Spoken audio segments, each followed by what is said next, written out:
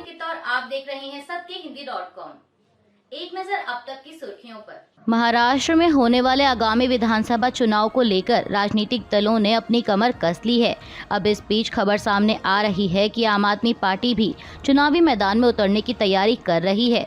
Media reports के मुताबिक आम आदमी पार्टी मुंबई में 36 सीटों पर अपने उम्मीदवार उतारेगी। इसके अलावा आप महाराष्ट्र में इंडिया अलायंस में रहकर चुनाव लड़ेगी या अकेले, इसको लेकर भी पार्टी की तरफ से रुख साफ कर दिया गया है। आम आदमी पार्टी की मुंबई अध्यक्ष प्री शर्मा मेनन ने कहा कि आप इंडिया गठबंधन का एक मजबूत हिस्सा है।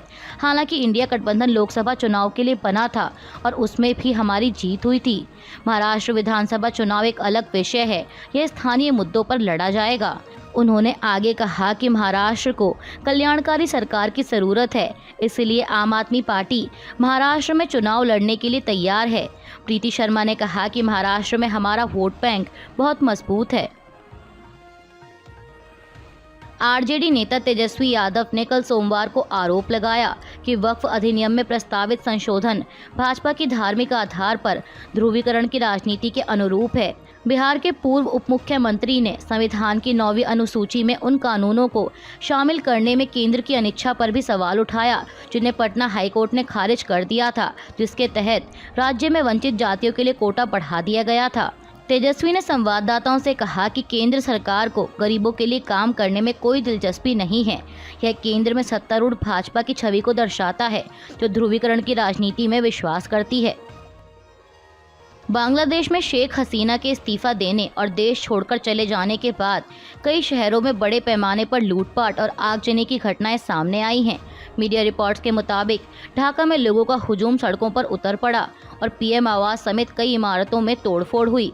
सामने आ रही तस्वीरों में प्रधानमंत्री कार्यालय से लोगों को सामान उठाकर ले जाते हुए भी देखा गया है, जबकि प्रदर्शनकारी आवास में सोफों पर बैठे और सेल्फी लेते नजर आए। इसके अलावा शेख हसीना सरकार के गृह मंत्री के आवास में भी तोड़फोड़ की गई। वहीं इस बीच बांग्लादेश के सेना प्रमुख ने लोगों से शांति बनाए रखने की अपील की है। उन्होंने कहा है कि देश में एक अंतरिम सरकार बनाई जाएगी और इसके लिए सभी पक्षों से बातचीत की गई है। आपको बता दें कि बांग्लादेश में सरकारी नौकरियों में आरक्षण देने के खिलाफ देश के छात्र जुलाई महीने से ही आंदोलन कर रहे थे। यह आंदोलन काफी उग्र और हिंसक हो गया था। इसमें 300 से अधिक लोग मारे गए।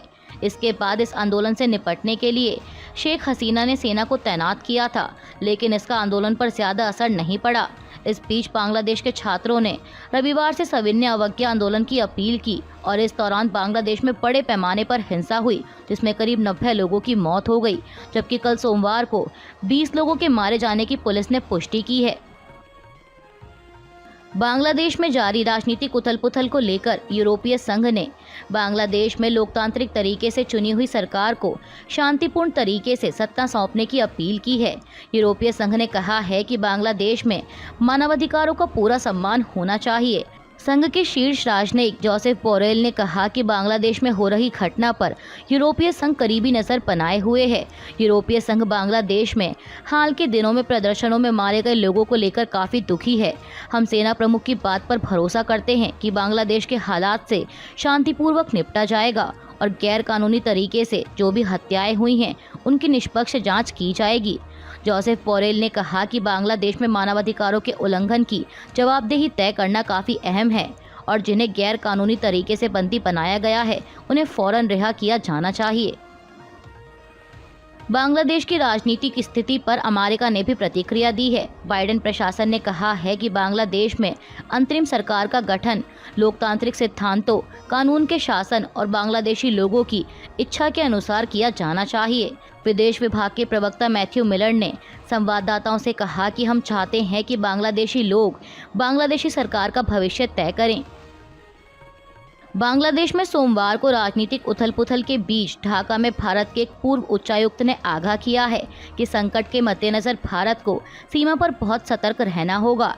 साथ ही उन्होंने यह भी कहा कि नई दिल्ली सभी संभावित परिस्थितियों के लिए तैयार रहेगी।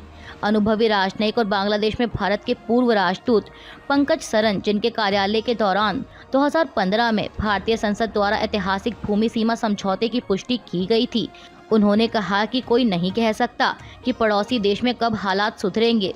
पूर्व उच्चायुक्त ने कहा कि हमें बांग्लादेश के अंदर विभिन्न राजनीतिक ताकतों के बीच संतुलन बनाने के लिए बस इंतजार करना होगा। शेख हसीना के प्रधानमंत्री पद से इस्तीफा देने और अपने देश में अशांति के बीच सैन्य विमान से दिल्ली पहुंचने पर भाजपा सांसद कंगना रनौत ने कल सोमवार को कहा कि यह बहुत सम्मान की बात है कि बांग्लादेश की नेता शेख हसीना भारत में सुरक्षित महसूस करती हैं। इस दौरान कंगना ने हिंदू राष्ट्र पर सवाल उठाने वालों की भी आलोचना की। कंगना ने दावा किया कि मुस्लिम देश मुसलमानों के लिए भी सुरक्षित नहीं है।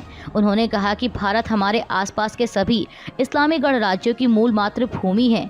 हम सम्मानित और खुश हैं कि बांग्लादेश के माननीय प्रधानमंत्री भारत में सुरक्षित महसूस करती हैं, लेकिन जो लोग भारत में रहते हैं और पूछते रहते हैं कि हिंदू राष्ट्र क्यों, राम राज्य क्यों, खैर यह स्पष्ट है कि क्यों। सीपीआईएम सांसद संतोष कुमार ने बांग्लादेश में हिंसक विरोध प्रदर्शन और राजनीतिक संकट पर कहा कि बांग्लादेश में हुए चुनाव स्वतंत्र और निष्पक्ष नहीं थे। चुनावों में बड़े पैमाने पर धांधली और हिंसा हुई, इसलिए विपक्ष का यह आरोप सही था कि सत्तारूढ़ मोर्चे ने चुनावों में बाधा डाली। अब इतिहास में यह फिर साबित हो गया है कि तानाशाह अब और नहीं टिक सकते। ब्रिटेन में पिछले हफ्ते शुरू हुए हिंसक प्रदर्शन में अब तक करीब 400 लोगों को गिरफ्तार किया गया है। नेशनल पुलिस चीफ काउंसिल ने कहा कि आगे हर दिन ये गिरफ्तारियां बढ़ सकती हैं। आपको बता दें कि ब्रिटेन के साउथ पोर्ट में मशहूर सिंगर टेलर स्विफ्ट की थीम वाली डांस पार्टी में चाकूबाजी की घटना में 3 बच्चियों की मौत हो गई थी, जिसके बाद ये प्रदर्शन शुरू हुआ और इसने हिंसक रूप अख्तियार कर लिया। इस हिंसक प्रदर्शन के दौरान कई पुलिसकर्मी भी घायल हुए और धुर दक्षिणपंथी, आप्रवासी विरोधी और आप्रवास समर्थक कई जगह आमने सामने आ गए थे। अभी के लिए बस इतना ही। बाकी की खबरों के लिए बने रहिए सबके हिंदी.com के साथ।